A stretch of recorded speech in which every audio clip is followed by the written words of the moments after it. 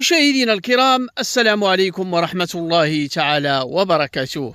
بعد ما سالت المرحلة ديال الأزهار، سالت المرحلة ديال العقد، دخلنا المرحلة ديال الإنتاج. ما شاء الله الإخوان تبارك الله خيرات ربي كما شفتوا معنا تبارك الله. الزيتون هذا العام والد مزيان، ولهذا تيطلبوا منا الاخوان تيقول لك ودي دير لنا واحد التقييم على هذا الموسم الفلاحي كيفاش غيكون. يعني تبقى يعني فقط بناء على المعطيات، احنا ماشي تنقولوا تنبؤات، وبناء على المعطيات اللي توصلنا من عند الناس واللي عايناها بعيننا. حنا غادي نديروا واحد التقييم يعني بين العام اللي فات وهذا العام كيفاش غيكون المنتوج ان شاء الله تعالى. كيف ما عرفتوا الاخوان ان المنتوج ديال العام اللي فات ديال 2025 كان منتوج وفير الى درجه ان الزيتون الاخوان بقى في الشجور دجنا. كاين الناس اللي تيجيو غير يجنيو الزيتون تيدوه بالمجان. مع البدايه راه كانت تبدا بواحد الثمن اللي هو مرتفع تقريبا 180 وغادي وتينزل حتى توصل 3 دراهم. ومع العلم ان كانوا الناس بزاف تينتقدونا تيقول لك ديال الثمن ما غيكون شيء، ولكن الان ان شاء الله تعالى الحمد لله حتى هذا العام الاخوان زين، والغله كاينه تبارك الله، الصابه كاينه، كل شيء تبارك الله موفر. ولهذا غادي نحاولوا شوفوا يعني الاشجار ديال الزيتون الغله فيها هذا العام مقارنه بالعام اللي فات كيفاش دايره. بقاو معنا تابعوا الفيديو، ما تنساوش الاشتراك، الدعم ديالنا بلايك وتفعيل زر الجرس على الجميع. انا عارفين الاخوان باننا ولينا تنشكلوا واحد الثقل على الشناقه، لهذا تيقول لك هذا المصيبه فين يرجع لينا. حنا الاخوان حنا غادي مواكبه موسم يعني وقت غادي مع الوقت وصافي الاخوان، ومتبعين الامراض الفطريه الحشريه ديال شجره الزيتون.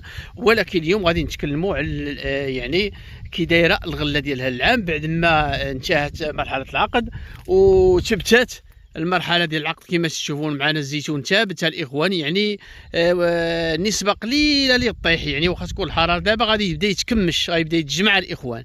يعني الزيتون مابقاش غيطيح دابا الا المناطق اللي بارده، المناطق الجبليه اللي باقي شويه الزيتون فيها الحبه صغيره. اما المناطق يعني الداخليه راه معروفه ان الزيتون ديالها تيوجد بكري.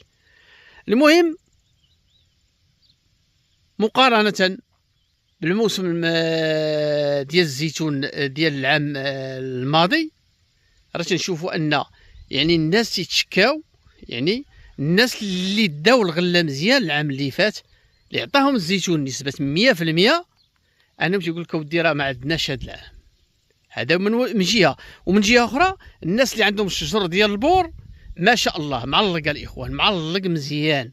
وتنشوفوا يعني النسبه ديال السقي اللي كانت العام الاول يعني تقريبا 50% و50% راه ديال البور الاخوان. تنشوفوا هذا العام 50% ديال البور اللي غادا تعطي ان شاء الله تعالى. اما اللي عطات 100% العام اللي فات، هذه ظاهره معروفه في شجره الزيتون، يعني وراثيا ظاهره المعاومه وراثيه ما عدا الحوزيه والمناره.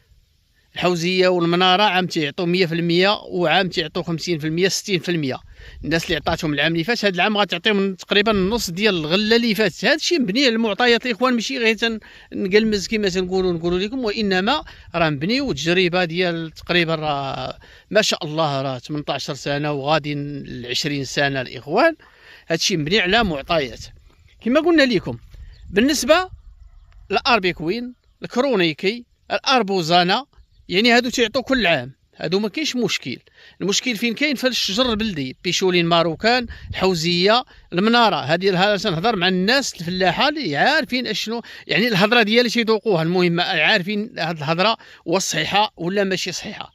المهم هذا العام الاخوان بالنسبه للناس اللي عطات الزيتون العام اللي فات، هذا العام ما عطاش مزيان. والناس اللي ما داوش العام اللي فات هذا العام ان شاء الله غيربحوا، ان شاء الله غيكون ربح زين. المهم اللي بغا نوصيكم عليه ما تبيعوش الزيتون في الشجره الشناقه.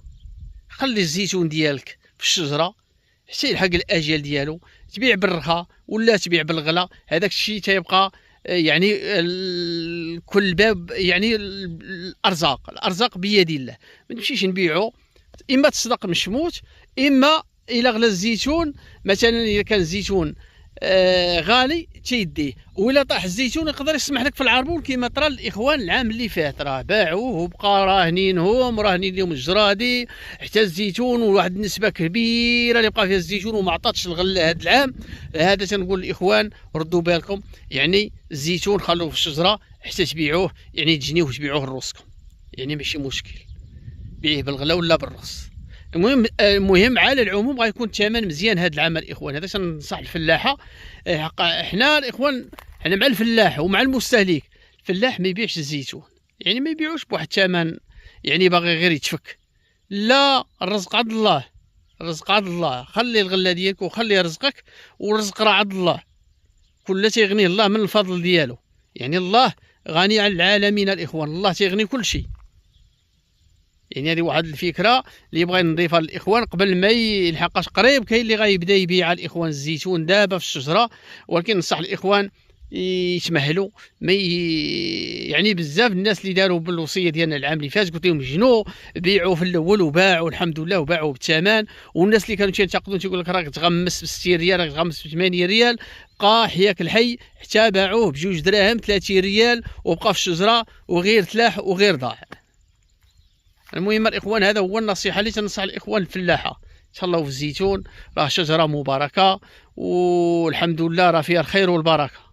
يعني ما نقولوش راه الزيتون، يعني الزيتون راه يعطيها الاخوان. هادشي اللي كاين.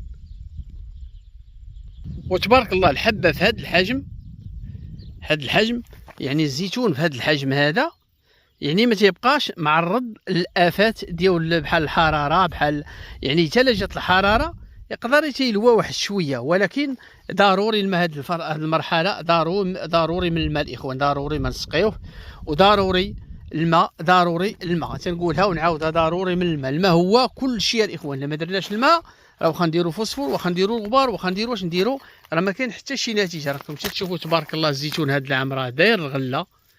نتوما كي تشوفوا معايا تبارك الله الحبه مليحه. المهم الله يكمل الاخوان، بقاو معايا.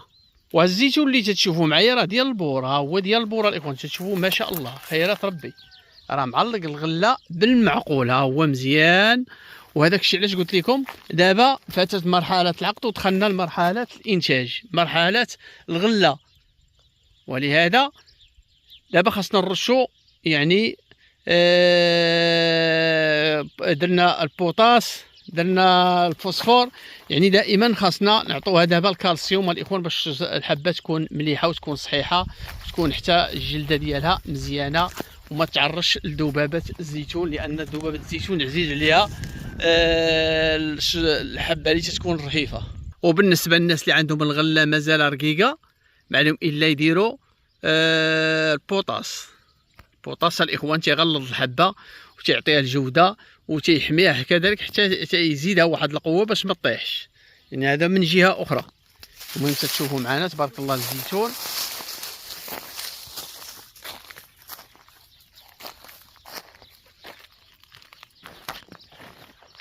هانتوما الاخوان تبارك الله